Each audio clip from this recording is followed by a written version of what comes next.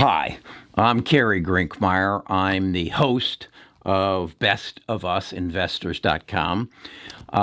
And I do a YouTube channel on three basic things. I want my viewers I want to help them make good investment decisions. I want them to learn to keep more of what they make from their investments by using the tax code to their advantage. And then I want to help them achieve my ultimate goal for them, and that is to accumulate family wealth. Here in the United States, you're allowed to pass on to your family, if you're a married couple, $24 million.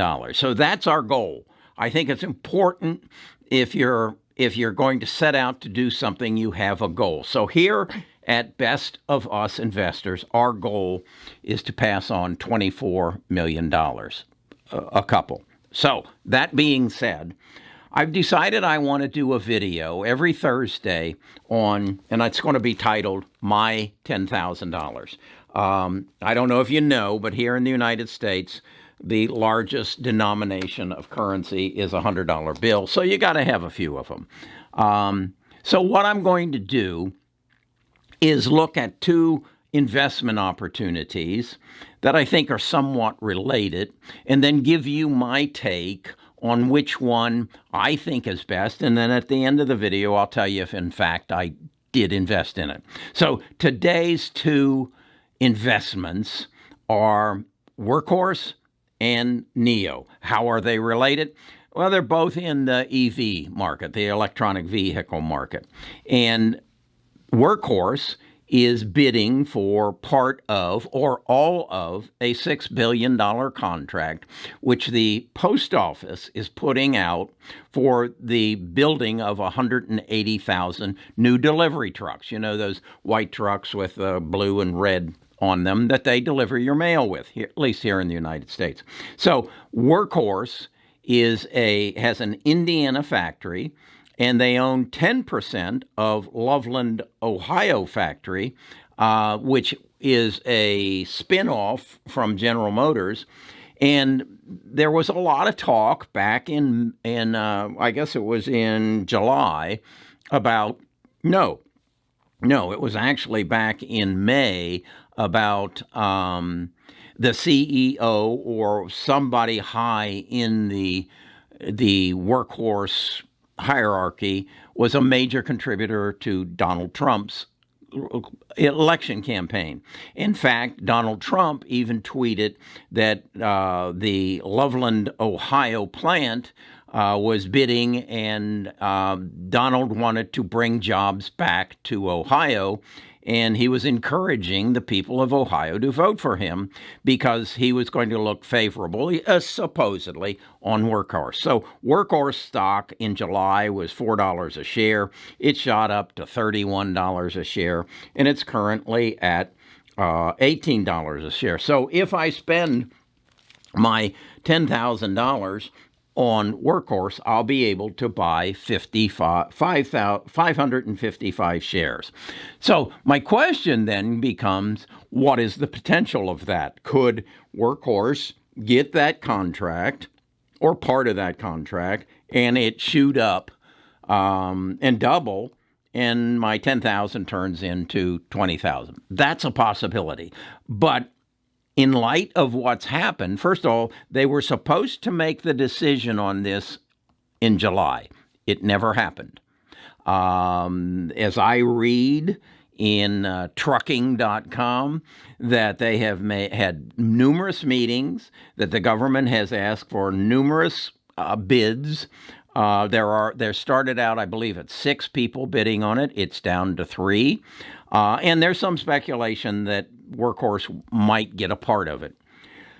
I don't know what's going to happen as a result of the change in administration. I don't know that President Trump tweeting about his favorable outlook on Workhorse is going to work for them or against them. So in my measure of that almost becomes a negative. That on the risk factor, and that's how I invest in things. On the risk factor, I would have said if President Trump had been reelected, that would have brought the risk factor, with 10 being the highest risk, down to about a 3. Because I think if President Trump had been reelected, I feel confident they would have gotten at least $2 billion of this contract. But now that President Trump is going to be replaced, it would appear, I would say the risk factor goes from a 3 to an 8. There just might be some resentment there that comes into play. So that's kind of my take on Workhorse. How about NIO? NIO is, at this point, I believe, China's second largest electric vehicle manufacturer. They have followed the model of Tesla, and that is that they are making the expensive cars first, and building a reputation, and then making the lesser models second. There are other competitions and are other people other than NIO, but NIO seems to be the front runner. So that's the one I'm considering. To give you some representation on their price, in May, it was $4 a share. In September, it was $15 a share. And today, it's $42 a share. It's actually down a little today. So at $42 a share, I would be able to buy 240 shares. What really stuck in my mind to this, and if you've watched my videos before, I have been very anti-investing in China. And that is because I don't think the relations here in the United States are that good with China. But as a result of the change in the administration and some of the things that the new administration are saying, and some of the overtones I'm hearing, I've warmed up to China. And I now look at China and say, wow, China is another Japan. We blew up Japan with Hiroshima and Nagasaki and our atom bombs, and then we turned around and rebuilt Japan. I mentioned in another video that if my father had come home from World War II, and as an infant I told him that both my wife and I would be driving German automobiles in 2020, he probably would have thrown me out of the house. If I had told him that the largest selling sedan in the United States is a Japanese car, he probably would have said I was totally insane. Of course, I was an infant, so I wasn't saying this. I didn't know it. But that just brought me to thinking, should I be considering that in the next 10 years that Chinese automobiles are going to be a dominant factor in the United States? And since they seem to be the second in leading battery and EV automobiles, should I be making some investments early on into a company that could end up being the number one auto selling company in the United States? I'm not saying it will be, and I'm not saying it will surpass Elon and his Tesla. But back in probably 1958, would I have said that Toyota would sell more cars than General Motors? I don't think I would have. Now, we're not talking trucks. We're talking sedans. Would I have said that Japanese cars would sell better in the United States than American cars? General Motors, Ford, Chrysler, Dodge, Mercury, some Oldsmobile, Buick, some names that some of you don't even know. I don't think so. So for my $10,000, I'm going with NIO.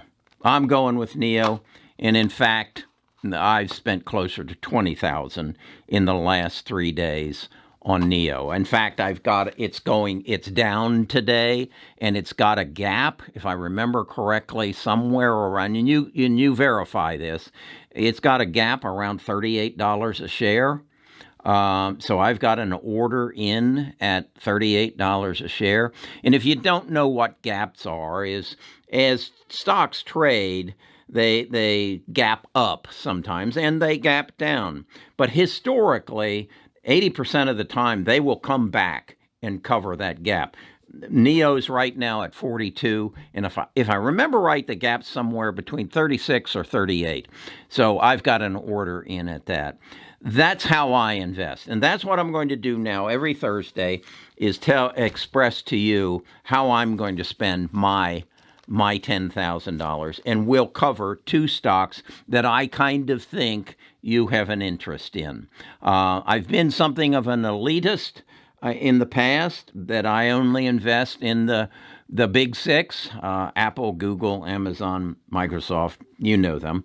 But I'm broadening my horizons. And I think, as I look at it, I'm broadening my horizons because I see change coming. I see that much as how World War II, the end of World War II, changed our world, the end of the coronavirus is going to change our world. And it's going to change it like you can't imagine. I think what is about to happen is going to blow your socks off. But it is not going to be the stock market as a whole. It's going to be individual stocks. I think NIO is one of them. So that's my take on it. If you want to be a part of this, go ahead and subscribe. Go ahead, subscribe. Give me a thumbs up. Yeah, smash that button. And then subscribe to come to bestofusinvestors.com. Give me your email address. I'm putting out a letter. We've got a Discord. I'm going to spend more time on that Discord. I've been criticized. I need to be more transparent. I need to share my trades. I need to share my portfolios. And I'm not the kind of guy who wants to say mine is bigger than yours. So I've been reluctant to do that. But I'm coming a little bit that way, and I'll respond to you. I'm also going to, in fact, today, as I leave here, I'm going to go teach a class to a group of people on how to create wealth. Because truly, our goal is to build family wealth of $24 million apiece per family that we can tax-free pass on to our heirs. Now, that's a good goal, and that's a way to make a difference in this world, particularly to your family. That's my goal. I got a ways to go.